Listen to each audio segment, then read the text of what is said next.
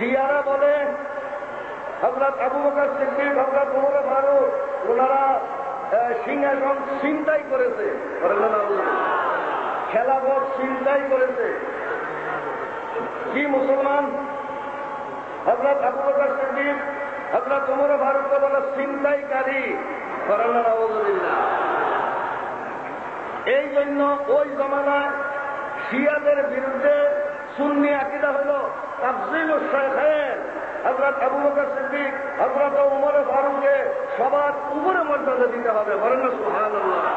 كما قال رسول الله صلى الله عليه وسلم في كل حين أبو بكر وعمر وعثمان وعلي فرقب النبي صلى الله عليه وسلم على المراتب।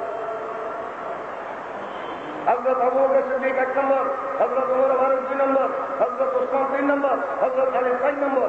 এই তরতিব রক্ষা করা, এটা নাম হইল আহলে সুন্নাহ ওয়াল জামাত।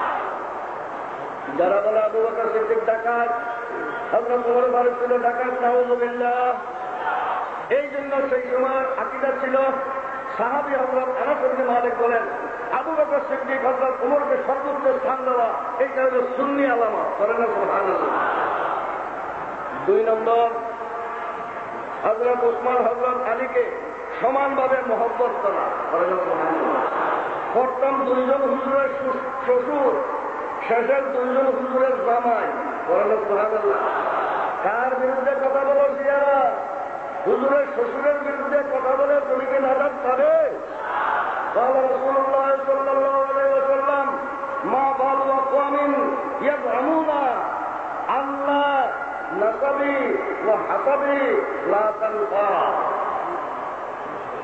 كل حسب ونسب ينقطع إلا حسبي ونسبي।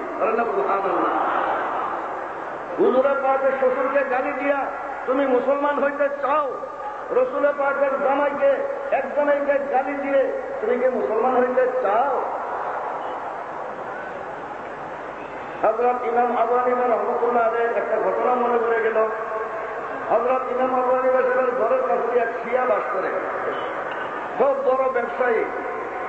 বলে হুজুর, আমার একটা মেয়ে আছে, সুন্দরী মেয়ে, বিয়ে দিতে চাই, আপনি একটা জামাই ঠিক করে দেন। হযরত আবু হানিফা রাহমাতুল্লাহ আলাইহি বললেন যে তোমার মেয়ের জন্য অতি ভালো এক জামাই আমি পেয়েছি। কিরকম? তার জামাইটা ধনে দৌলতে জ্ঞানে গরিমায় এলেমে হেলেমে সব দিক দিয়া ভালো, কিন্তু তার ধর্ম হইল ইহুদি। ধর্ম কি? লা হাওলা ওয়ালা কুওয়াতা ইল্লা বিল্লাহ। ইন্না লা নানকিহু ইহুদিয়ান, আমরা ইহুদির কাছে বিয়া দেই না। কয় কি অসুবিধার কি আছে? সেটা আমার অন্য। তাহলে তুমি কেমনে বললা যে হযরত ওসমান ইহুদি, হযরত ওসমান রাদিয়াল্লাহু তাআলা নাসারা, হযরত ওসমান বেদিন, তোমার মেয়ে ইহুদির কাছে বিয়ে দিতে তুমি অপছন্দ করো, আমার নবী কেমনে পছন্দ করলেন? করেন না সুবহানাল্লাহ। মানতে কি হিকমত? আমার নবী তো হযরত ওসমানের কাছে এক নয়, 2 বেটির বিবাহ দিয়েছেন। হুজুরে পাক ইরশাদ করেন আমার 100 বেটি যদি থাকতো আমি পর একজন একজন করে হযরত ওসমানের কাছে বিয়ে দিতাম। করেন না সুবহানাল্লাহ। তখন সেই শিয়া বুঝতে পারলো আল্লাহ কানা ফি দালালাহ, গুমরাহির মধ্যে আছে। হুজুর আমাকে তওবা করান, আমাকে আহলে সুন্নাত ওয়াল জামাতের অন্তর্ভুক্ত করে নেন। বলেন না সুবহানাল্লাহ।